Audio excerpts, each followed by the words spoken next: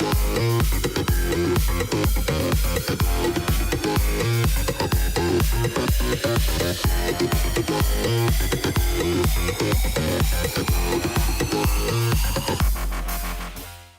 PAX East 2017, I had the opportunity to get my hands on a game called Dauntless, a co-op ARPG about fighting giant creatures.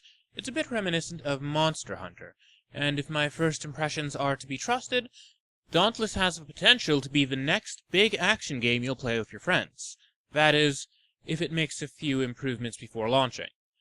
The demo that I played at PAX wasn't too complicated. Alongside 3 other players, I picked the character bearing the Umbral Sword, which allows for quick attacks. Since I was so new to the game, I figured I could keep my dying to a minimum if I managed to be nimble. We then voted to play against the Shrike, a giant, terrible owl-like creature, and when the level loaded, we were dropped onto a marshy plain, where we tested out our abilities as we ran towards our fate.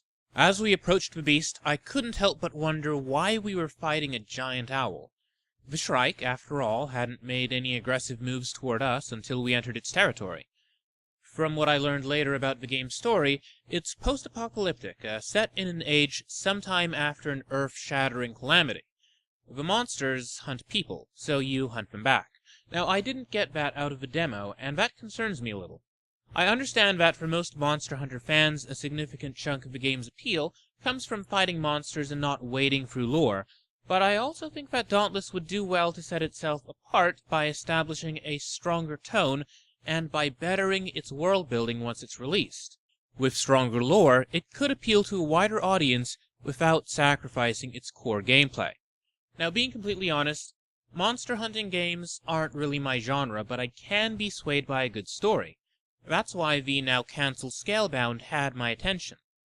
The gameplay didn't really excite me that much, but the game itself seemed to have just so much personality leaking out of every pore that I at least wanted to try it out. So while Dauntless may leave something to be desired from a story angle, its gameplay is pretty solid. If you've played Monster Hunter, you have some idea of how Dauntless plays. You run up to monsters, fight them with your weapons, time your attacks carefully, pay close attention to when the beast is about to strike, and try not to get yourself killed.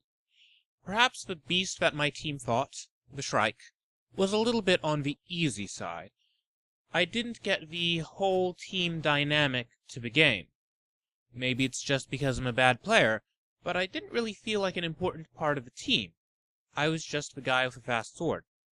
The only time I really felt important was when a teammate went down and I needed to bring him back to health. Again, this is the alpha version of the game that I played, so we can expect the developers to continue to improve the team dynamics and game balance. My favorite element of Dauntless thus far is its aesthetic. The character design is really cool and left me wondering more about the characters and just who they were. The game's visual style is really neat as well. The textures look as though they're painted onto every surface. Now, when it comes to the monster design, I wasn't really blown away, but the Shrike did feel sort of frightening to play against because of just how formidable it was.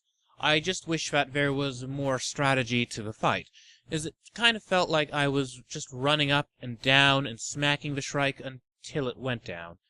Now, if I had to give the developers some advice, it would be 1, improve the world building, so that I at least understand the motivations for fighting these things.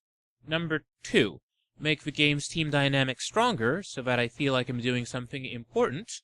And number 3, make the battles more strategic so that the teams actually need to work together instead of just running in and Leroy Jenkinsing. So, will Dauntless take off? It certainly has the potential to. The developers plan for the finished game to be free to play with microtransactions for cosmetics, a rather fair business model in my opinion, and the market isn't exactly flooded with free-to-play Monster Hunter clones, so Dauntless does have a pretty good shot at making it into the PC market. If you would like to try Dauntless, you can register for the upcoming beta at playdauntless.com. For more PAX East coverage, as well as game news and editorials, be sure to follow us on Twitter at OneRuleBeCool.